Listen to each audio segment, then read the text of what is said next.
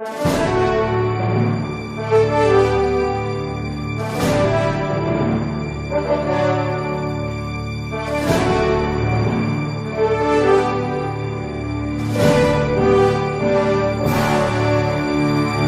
nome do Pai, do Filho e do Espírito Santo. Amém. Inspirai, ó Senhor, as nossas ações e ajudai-nos a realizá-las, para que em vós comece e para vós termine tudo aquilo que fizermos por Cristo, Senhor nosso. Amém. Santa Maria, Mãe de Deus, rogai por nós. Em nome do Pai, do Filho e do Espírito Santo. Amém. Muito bem, iniciamos hoje um curso de demonologia. É importante nós estudarmos para saber como é que o diabo e seus demônios atuam na nossa vida e como é que nós podemos lidar com esta realidade. Por isso, o que eu gostaria de ensinar neste curso é muito mais a realidade prática do que teórica. Ou seja, nós vamos precisar, nas primeiras aulas, nos debruçar sobre a realidade teórica, de teologia dogmática. Quem é o diabo? O que são os seus demônios? Que tipo de atuação ele pode pôr em prática? Como é que ele pode nos atrapalhar na nossa salvação? Tudo isso é importante. Mas depois nós vamos ter que nos debruçar sobre a realidade prática. Como se dá no mundo real a atuação dos demônios? Como lidar com essa realidade tão presente no nosso dia a dia? E quais são os remédios e as armas que a Igreja põe nas nossas mãos para essa luta? Por isso, é um curso que inicia como teologia dogmática, mas depois passa para uma teologia espiritual, ou seja, teologia cético-mística, né? De como lidar com o demônio, como lutar contra Satanás e os seus demônios. Bom, então vamos logo pôr mãos à obra. A primeira coisa que nós temos que considerar é o fato de que o diabo e seus demônios existem. E isto é um fato real, é um dogma de fé. Nós católicos cremos nisto. E cremos e não somos, digamos assim, isentados de crer. Não é possível, não é um opcional, não. Faz parte dos dogmas de nossa fé, crer que existe Satanás e os seus demônios. Bom, como que nós podemos atestar isso? Nós iremos ver que isto está abundantemente comprovado na Sagrada Escritura, presente ao longo da tradição de 2000 anos da Igreja, 2000 anos de tradição, onde ninguém jamais questionou essa realidade, e também existem verdadeiras manifestações do magistério a esse respeito. De tal forma que nós temos concílios ecumênicos que falam claramente do diabo e dos seus demônios. O Concílio Vaticano II, por exemplo, né, que quis pregar o Evangelho e apresentar a doutrina da Igreja para o homem moderno, fala do diabo e dos seus demônios pelo menos 18 vezes. Então, trata-se de algo que está na essência da fé da Igreja. Não é o centro da nossa fé, mas faz parte da essência, né? O centro da nossa fé, é claro, é nosso Senhor Jesus Cristo e a Santíssima Trindade.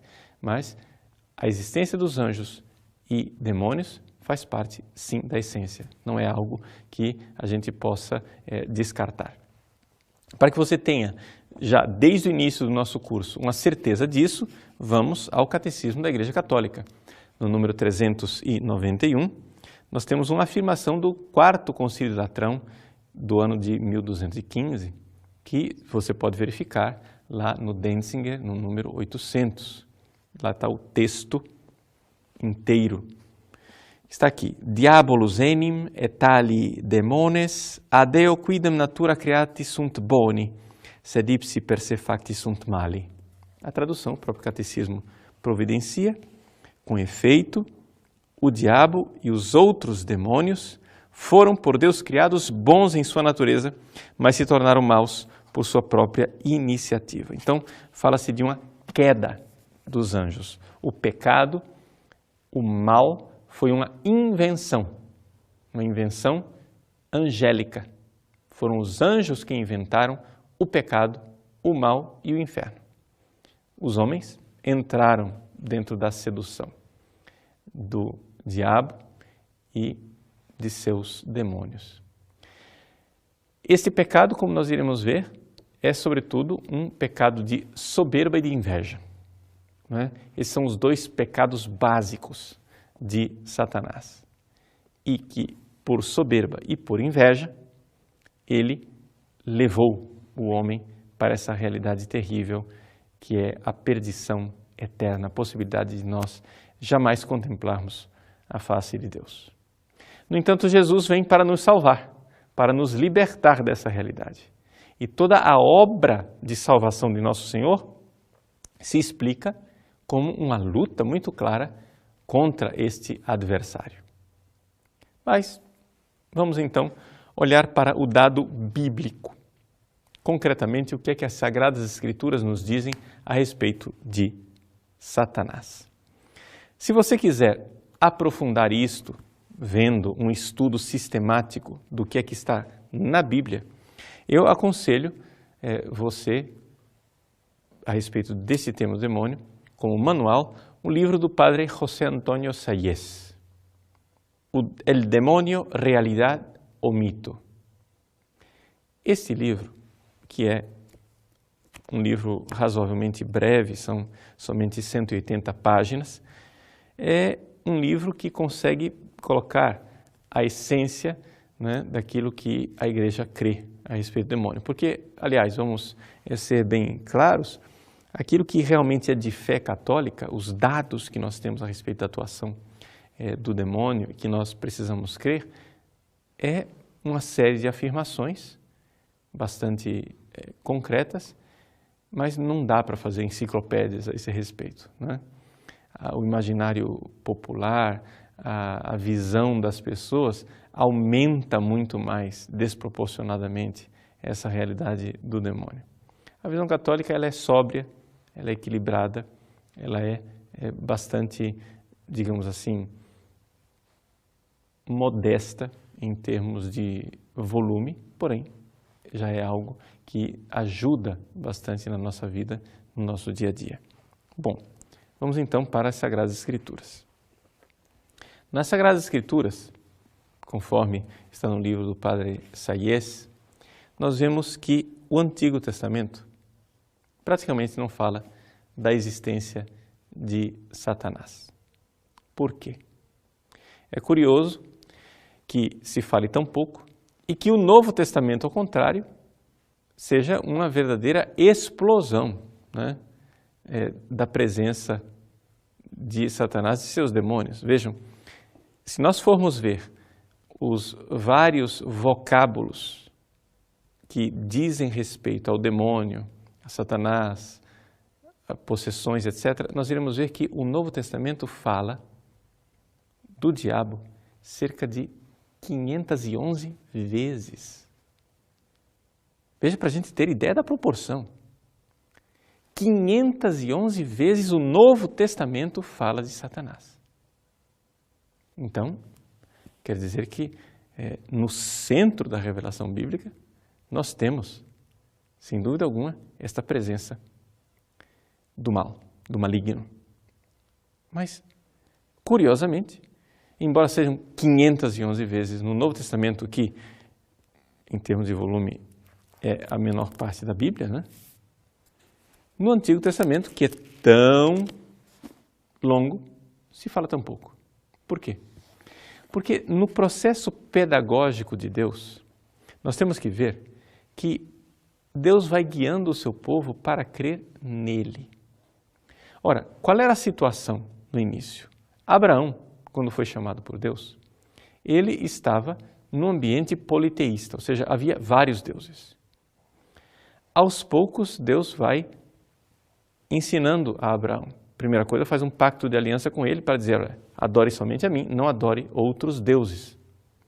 Depois, com o passar do tempo, Deus vai ensinando ao seu povo que os outros deuses não existem, não são outros deuses, que Deus mesmo é somente Ele.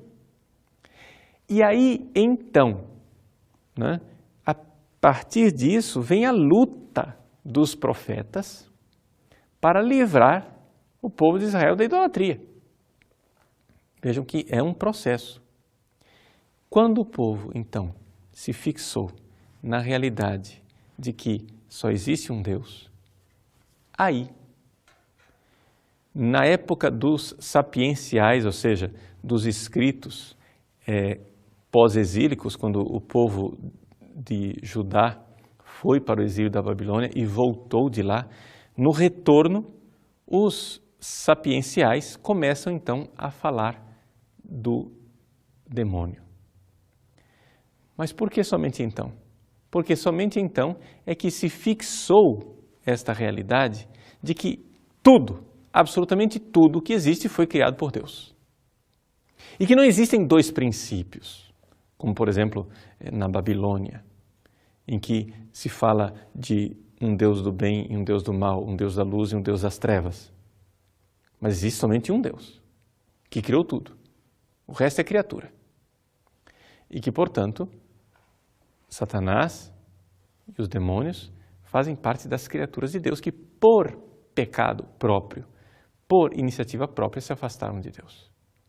É isso que vai se elaborando, então, principalmente no período do intertestamento, ou seja, os sapienciais falam do demônio, falam bem pouco, mas falam. No intertestamento, né, ou seja, entre os dois testamentos, numa época em que nós não temos escritos canônicos, somente escritos apócrifos, né, ou seja, escritos que não fazem parte da Bíblia, se começa a elaborar uma teologia a respeito do demônio. Nós encontramos, por exemplo, nos escritos de Qumran, nós encontramos isso no livro de Enoque, o primeiro livro de Enoque, sobretudo, né? E outros relatos da apocalíptica judaica. Bom, quando Jesus vem ao mundo, quando o Filho de Deus se encarna, a situação é a seguinte: o povo de Israel não crê na existência do demônio, pelo menos não todo o povo, somente alguns poucos, como por exemplo os fariseus, os essênios em Qumran, creem na existência do demônio, mas os saduceus, por exemplo, não creem.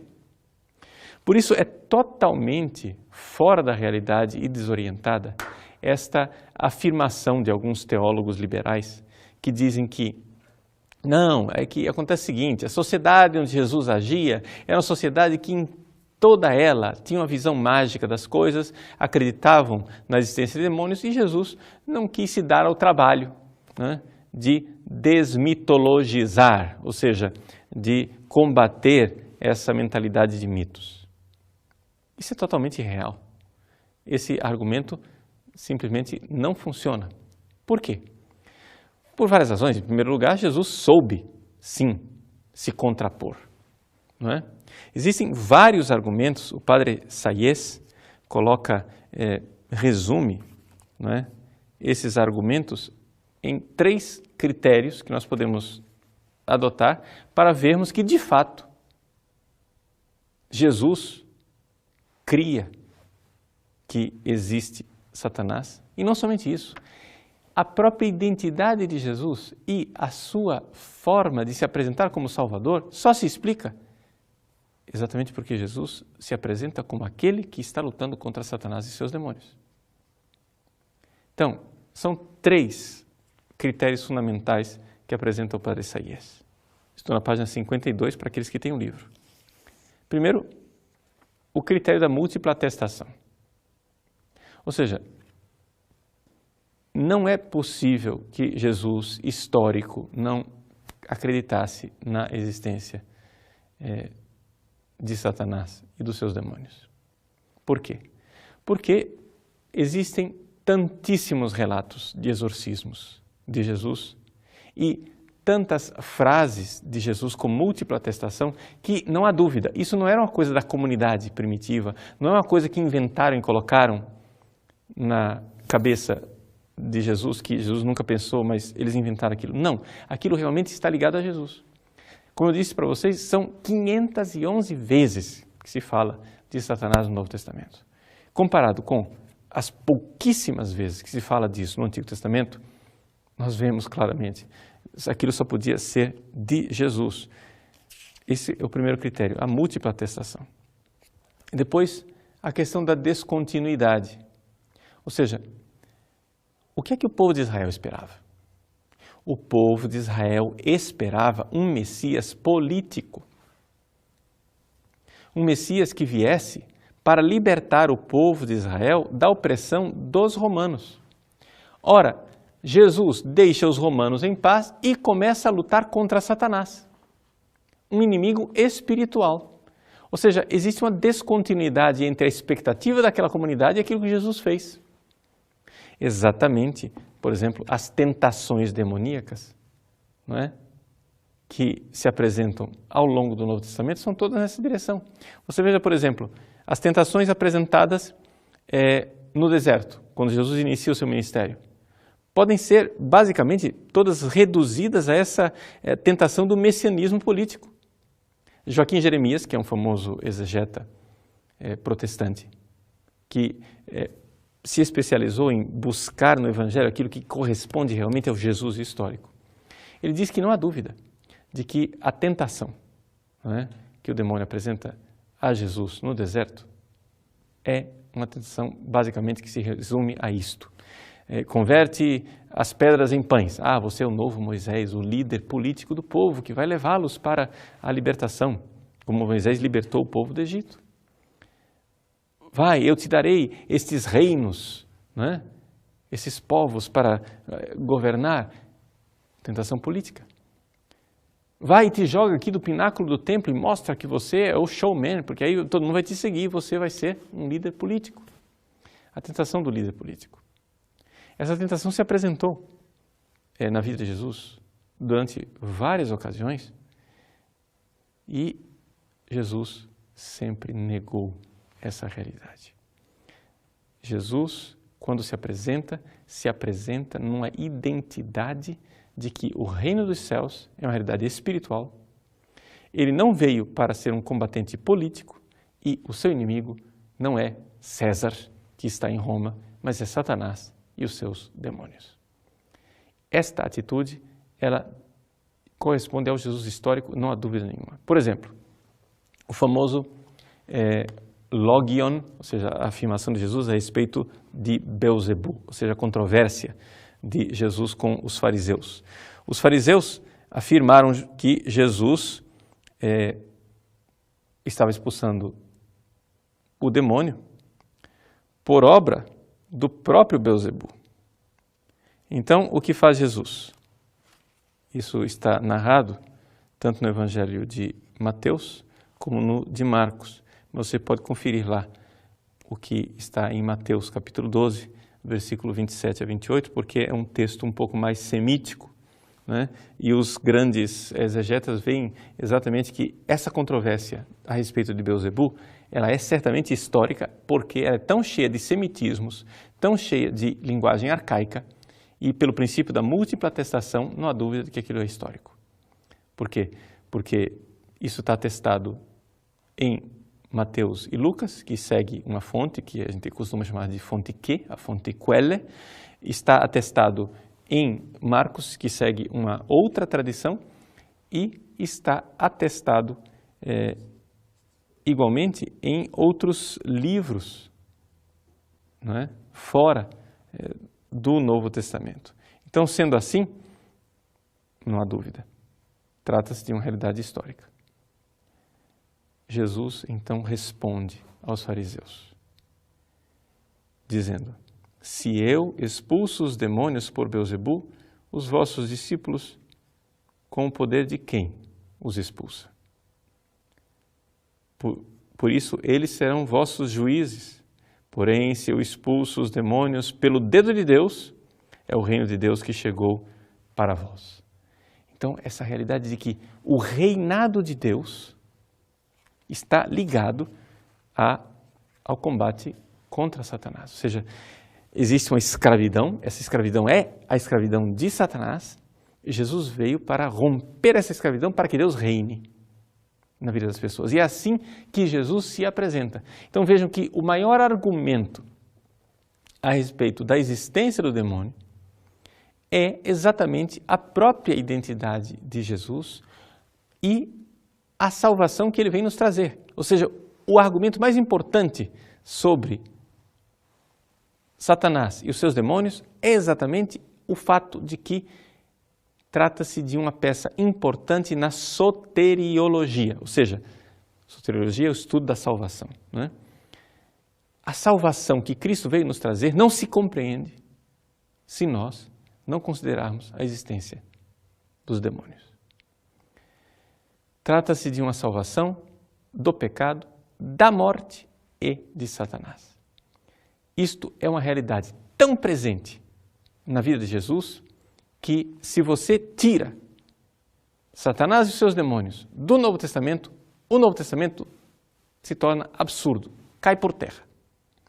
Então, aí nós vemos o quanto nós, modernos, com mentalidade iluminista, estamos traindo o Evangelho, né? Essa tendência de desmitologização, né? Encarnada, digamos assim, basicamente por Bultmann, né? Esse Entmythisierung, essa desmitologização, ela é uma realidade que não combina com a fé católica, a fé cristã de 2000 anos. Se você crê que Jesus não combateu Satanás, você crê num Jesus que certamente não é o Jesus dos Evangelhos. Então, é algo bastante forte, bastante contundente, que está lá. Jesus poderia tranquilamente dizer para os fariseus, olha, eu não expulso Satanás com o poder de Beelzebul, pelo seguinte, Satanás não existe. Os saduceus estão certos, os saduceus não acreditam na existência de Satanás, eu também não. Ele podia ter seguido essa mentalidade, ele não tinha dúvida nenhuma de que ele podia fazê-lo. Nem toda a sociedade acreditava no demônio. No entanto, o Jesus histórico, né, segundo as pesquisas dos exegetas, realmente se colocou firmemente, né, contra os fariseus que o acusavam, dizendo, é pelo dedo de Deus que eu expulso os demônios e o reino de Deus chegou para vós. Então, aqui nós vemos o próprio Jesus definindo a sua obra soteriológica. Além disso, temos aqui outras atestações, como as cartas de São Paulo, que são anteriores aos evangelhos, e São Paulo fala constantemente, né, desses poderes demoníacos. Não há dúvida nenhuma de que São Paulo cria nisto e cria porque é aquilo que ele recebeu de nosso Senhor. Bom, depois disso, nós vemos, então, para fixar a ideia, o Novo Testamento, quando fala de Satanás e seus demônios, fala nessa realidade soteriológica de salvação e, portanto, não especula muito a respeito da natureza dos demônios, né? Não faz uma teoria a esse respeito. Logo em seguida, nós vemos os Santos Padres. Os Santos Padres também são unânimes na existência, né, de Satanás e dos seus demônios. Mas aí eles começam a teologizar, ou seja, tentam especular a respeito da natureza deles. Algumas tentativas primitivas que seguem bastante, digamos, a demonologia judaica, principalmente dos livros apócrifos, como o primeiro livro de Enoque, que tem algumas explicações que são um pouco absurdas. Nós até, evidente, ficamos imaginando como é que alguns santos padres antigos caíram nesse tipo de explicação. Mas vejam, os santos padres vinculam a nossa fé quando eles dizem o que é a nossa fé, mas não vinculam a nossa fé quando tentam explicá-la. A explicação é deles, a explicação é teológica. A exposição é católica, mas a explicação é pessoal. Bom, alguns deles, por exemplo, no início, explicam que o pecado de Satanás teria sido o pecado da luxúria, ou seja, que eles, os demônios, tiveram relações sexuais com mulheres e deram origem a, aspas, gigantes, como está contido num trecho bastante enigmático do livro do Gênesis. É evidente que isso não tem o mínimo cabimento, também porque Satanás já era mau antes da criação do homem. E foi Satanás quem seduziu o homem para a maldade. Bom, o fato é que foram progredindo dentro daquilo que é a própria especulação teológica, e então nós chegamos àquilo que é o período de ouro da reflexão, que é a Idade Média, onde nós, com Santo Tomás de Aquino, conhecemos de forma firme, clara, um pensamento teológico especulativo bastante sólido, a natureza do demônio e da sua ação.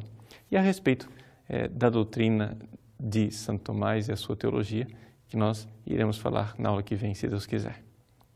Deus abençoe você. Até a próxima aula. Em nome do Pai, do Filho e do Espírito Santo. Amém.